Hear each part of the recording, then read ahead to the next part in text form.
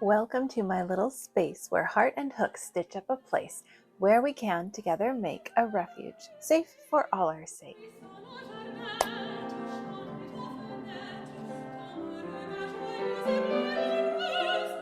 Hello, welcome to my bed where I have spread out a bunch of stuff.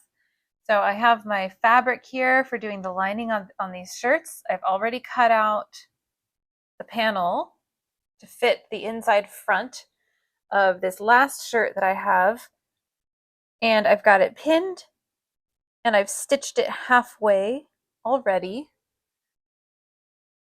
And so yeah, I wanted to prioritize getting this done first off this week, and then photographing it tomorrow morning probably, because it will be ready. And the next, I actually have an order to fill.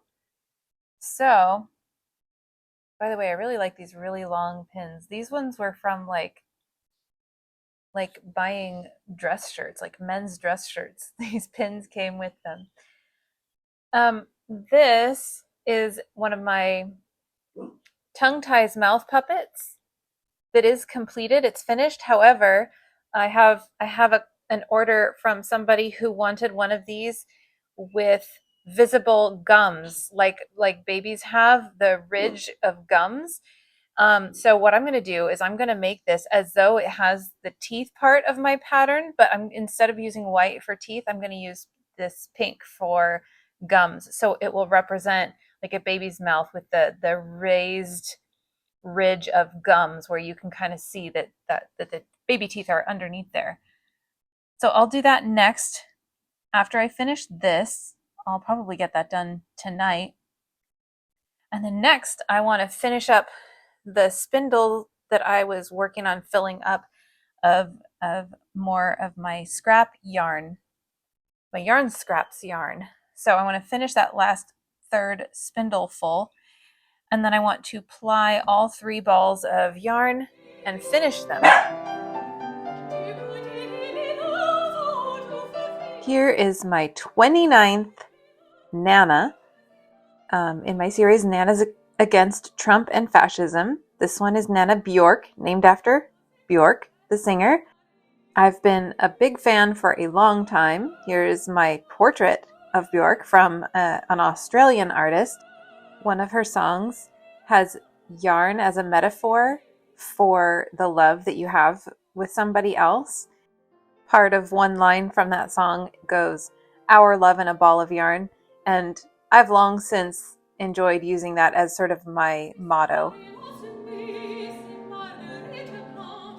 All right, well, I had the goal of finishing up this spindle that I had started, so I brushed out more yarn scraps, made another roll-lag, and I rolled that onto this spindle. This is what you see here. This is now 2 roll-lags worth, and I still figured I had some space on this spindle to really pack it on.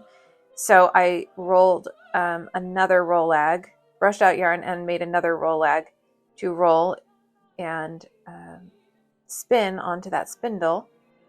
And that's what you see here. This is as much as I figured I could fit on here before also plying it back onto the spindle. Here are the 3 balls that I finished, and here's one of them plied off camera. All right, I've gone ahead with my first ball of yarn that I spun over the weekend, and I plied it with cotton thread. So there's that. I just need to get this rolled off the spindle into a ball, and then I will go ahead and do the second ball of yarn that I made. Ply it with thread again, and I hope you like time lapse.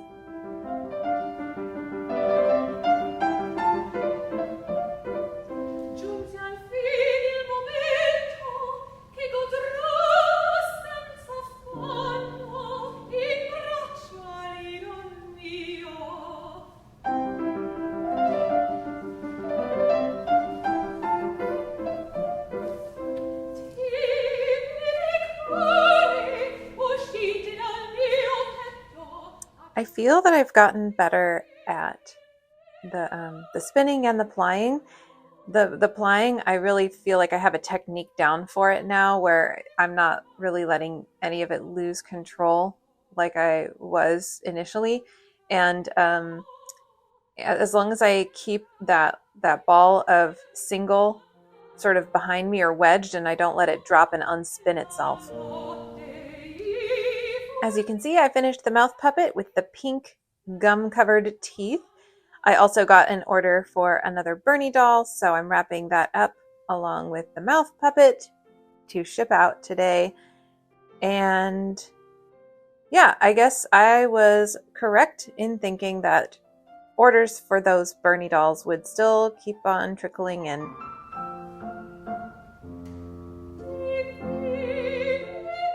So here's my second ball plied with cotton thread. So this is kind of funny. I showed you time lapse of, this is the first ball that I made and plied, and then I took it off of the spindle, rolling it into a ball. I forgot.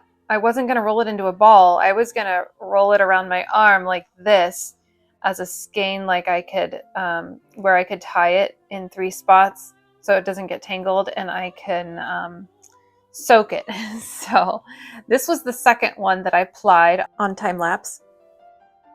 So I need to roll this one up around my arm like this one. And then this is the third ball that I need to thread ply. So I think I'll just do that off camera as well. And I'll show you when I have all 3 of them like this.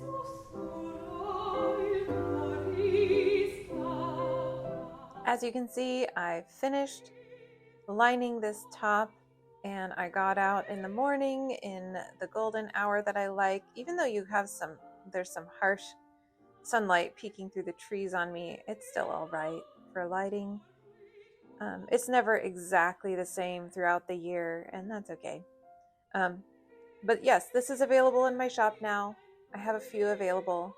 You know what? If they never sell, they are intended for a size large to extra large women's.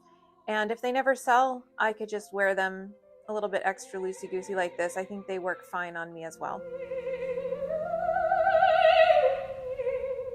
While I'm waiting for some water to boil, I'm having a snack of some yogurt. But the kettle has just boiled. So I soak these in this big bowl. I just was able to do all 3 at once because I happened to have 3 skeins of yarn. And I filled my kettle all the way, brought it to a boil. And I don't really know exactly the best temperature to use. I know warm is good, so I'm doing a full pot of boiling water, but then I add tap water. And so it ends up being pretty warm water that it's not so hot that it would burn my hands when I press the yarn down into it.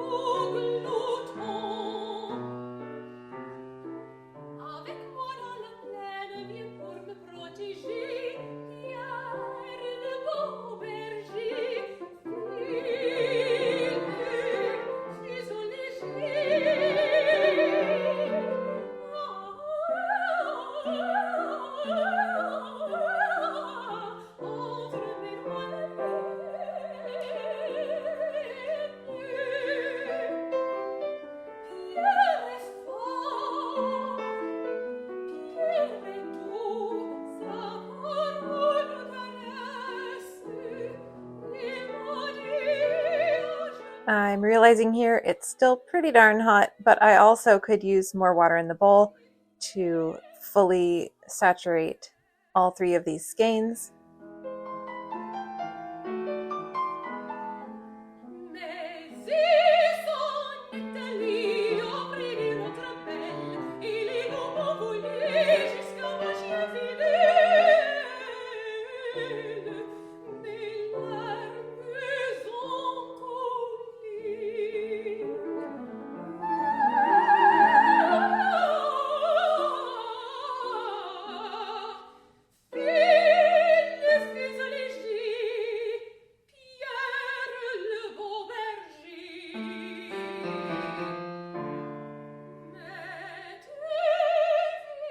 And now to let this soak for a little while. I think I only let it soak for about an hour, which I think is plenty. You don't really need to let it soak super long. It just needs to be fully saturated in the hot water.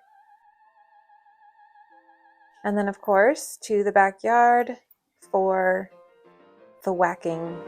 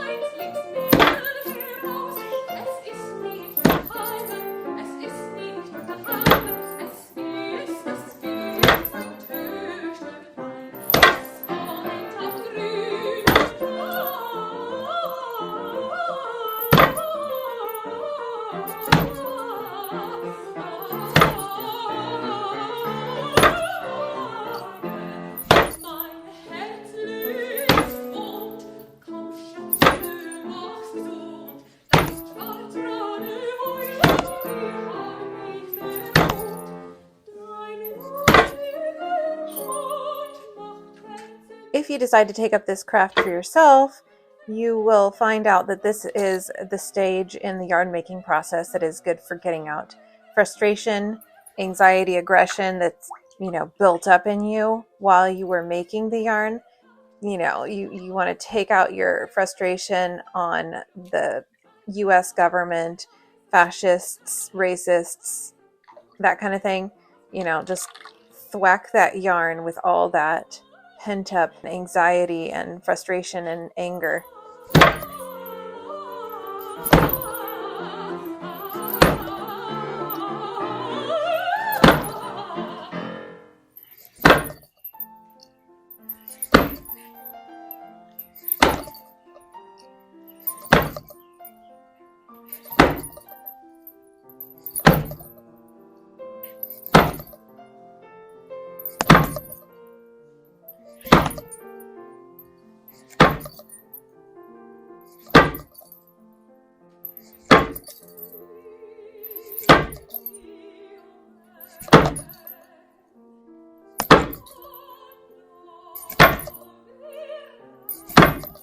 Also, bonus points if you have a jingly bracelet to wear while doing this. Another tip is you want to squeeze the water out like I'm doing here. You don't want to twist and wring it. At least that's what I've seen somebody say online.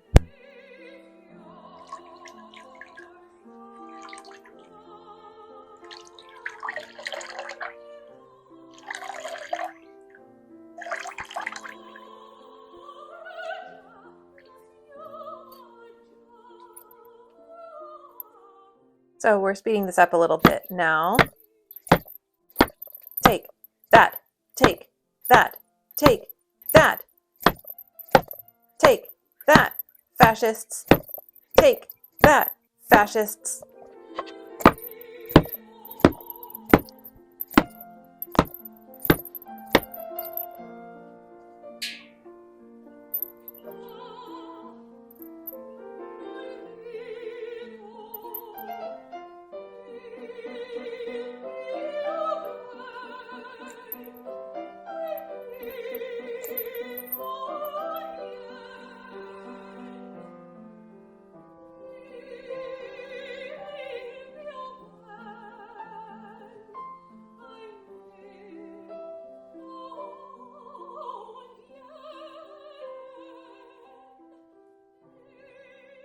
The yarn has definitely left some color behind in the water there.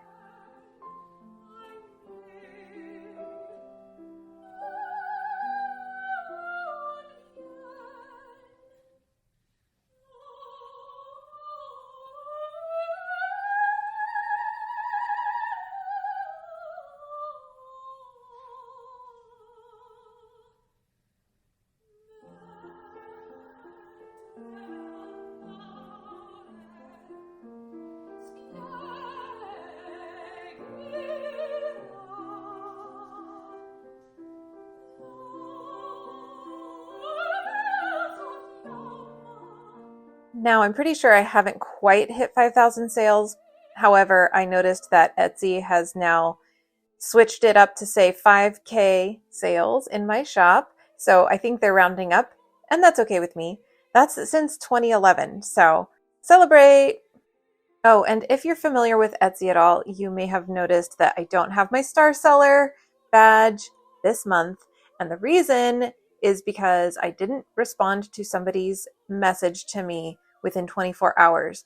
I forgot that if I get a scam email from somebody on Etsy, I have to mark it as spam. Otherwise, it counts it against me if I don't respond within 24 hours. It was clearly a scam trying to scam me for something. And so I just disregarded it. I totally forgot that Etsy would punish me. So, by the way, if you are a crafter or somebody who sells anything, I totally recommend one of these. I am not sponsored. This one is from Amazon from many years ago, but there are probably a ton of variations of light boxes like this. And I'll show you various ways you can photograph your items. I have it plugged in right now with my new hand spun yarns. Look how gorgeous. Oh my goodness. So you can get a top view. And then there are also 3 possible windows in the front. Sometimes I go in from the side too. But I like this top window for like an angled top down look. And sometimes I'll have to like hold the flap of fabric a particular way. So I kind of like that angle as well. Here's a view from the middle window. And of course you can like, you know, zoom in or whatever you need to do. You can come in from for a low angle from the bottom window. I wouldn't do that with these right now. But you get the idea. So I just set these in here and I thought I'd show you because I haven't shown you my setup yet with my photo booth that I use.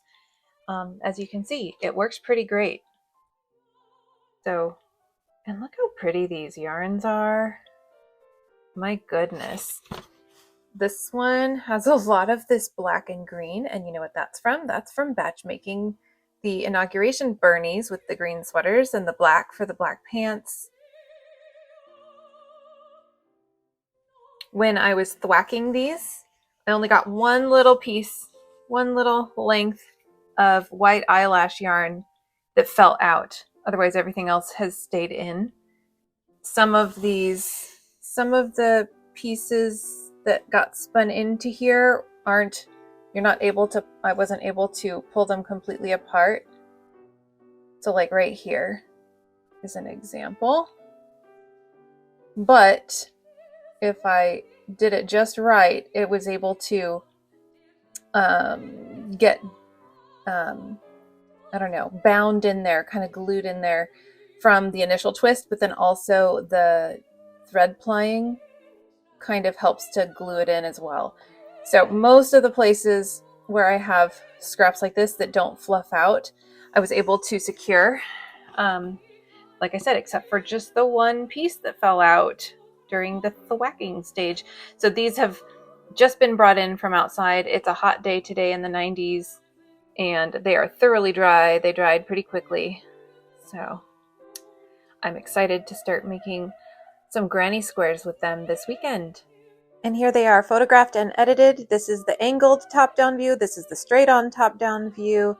And I photographed them each individually as well.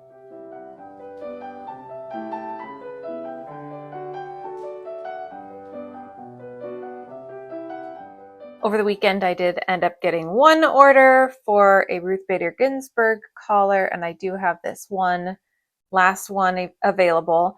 It's already been blocked, so I'll be shipping this soon.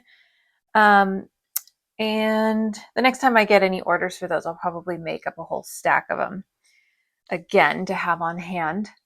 I finished my next Nana as well. And she's a little bit subtle in her details because the colors just all kind of blend together. But I did her in sort of a bodysuit in these like whites, yellows, and browns and oranges. And then her skin is all stripy in other colors. And then I did a lining at the top and around each leg of the bodysuit in my original hand spun yarn. And I also made a flower in that yarn and I stitched it on right here. This is the 30th Nana I've made in my Nanas Against Trump and Fascism. And this is a Nana Marie, as in Marie Curie, the scientist. So there we go. And then I was having fun with this. First I tried a different granny square that would be a little bit special, different than your typical granny square, but then I ended up not liking it and it wasn't lying flat. So this is the first full granny square I've made out of my more recent hand spun yarn.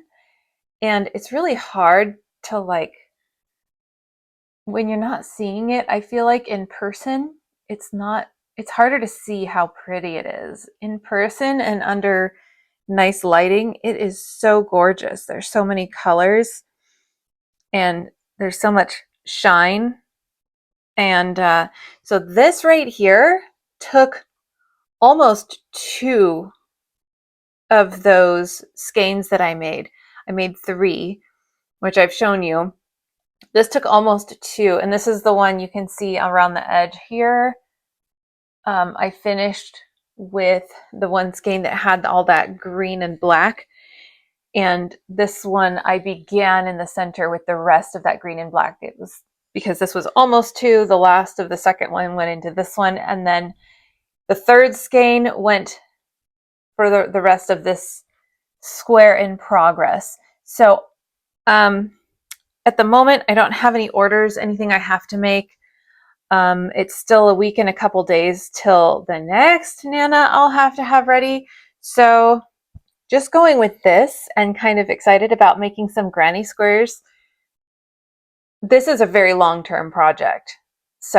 But since I've started it and I don't have anything else that I have to make right now, I went ahead and started brushing out some more scraps to make some more yarn so that I can finish this square and get going with another. And so yeah, long-term project. I'll stack these up somewhere and I will start collecting them. And it will be a long time making the yarn and making the squares and collecting them. The actual squares took very little time yesterday to crochet. It's the making of the yarn. That's all the work. So I'll show you what I've brushed out for now. I've brushed out enough that I can make one roll-ag and get it onto the spindle. All right, so here's what I've done so far for my next batch of yarn. There are my scraps that are available right now for me to work with. Here's my board, my brush, and I've just brushed this out. So what I do is I'll grab a handful of what I can fit along the bottom here and I brush it out. And this was the first batch, this was the second, and this was the third. And obviously you can see that they each have a different look, and that's because as I'm cutting the yarns and dumping them into my scrap bag, I'm not mixing them up. So oftentimes, and I'm not being particular about how I grab stuff, I'm just trying to grab a single handful from one spot. So oftentimes it's a bunch of yarns that kind of look similar at a time. So now I will take these and lay them on the board so that this first one is around taking up about a third of this. This one will take about a third here, and this one I'll put in this third here and make a roll-ag. And then when I work off of that, that's how we get more of the color change happening.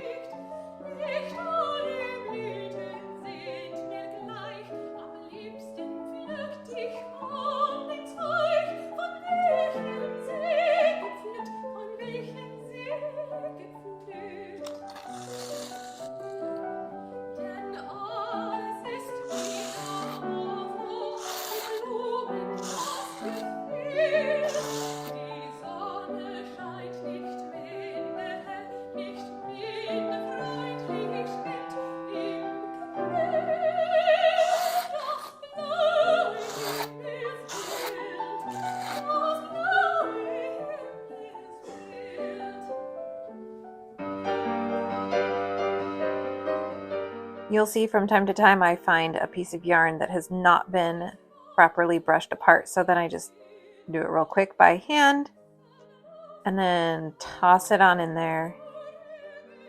And I am having the thirds overlap each other a little bit. I'm not trying to make any kind of spacing between them.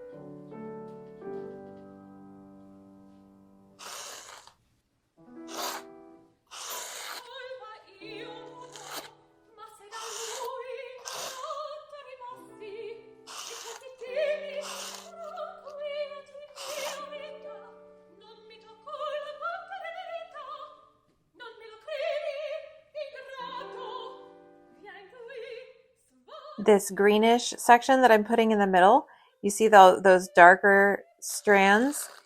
That is a yarn that it just doesn't separate. It doesn't fluff out at all. So I had to be really strategic. I didn't film myself spinning this batch, but I had to be really strategic in making sure that all the fuzzies that existed around those darker strands captured the darker strands and like kind of bound them together in the twist as I was spinning. So, but it actually wasn't that hard. It just took a little bit of intention. And I don't think I had a single one that just fell out. That I'll probably have some that fall out in the thwacking stage, but we'll see.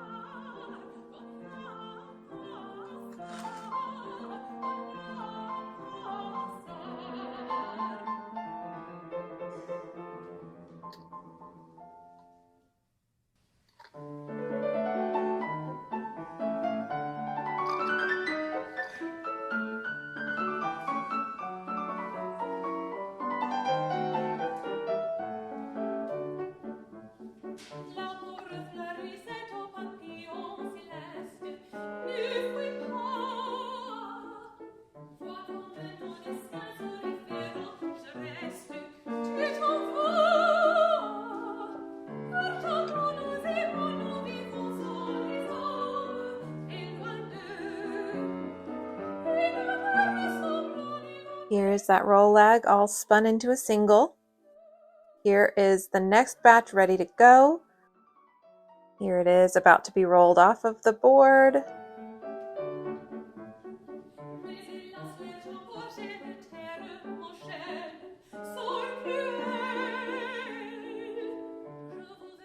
We are now 2 roll lags onto the spindle.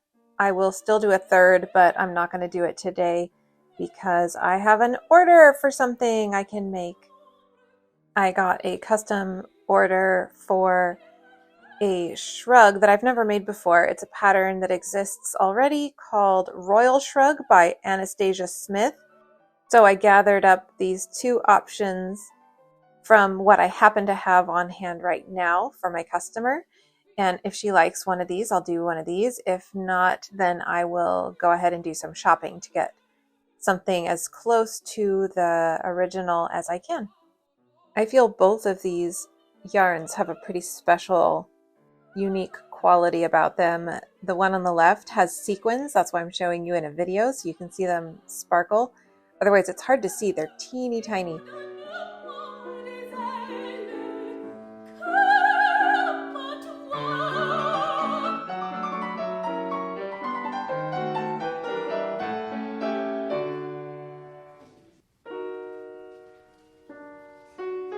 Crochet hooks and colors bright, crafting wonders day and night. Join the fun, come see it through. Subscribe and I'll create for you. And look at all these figs.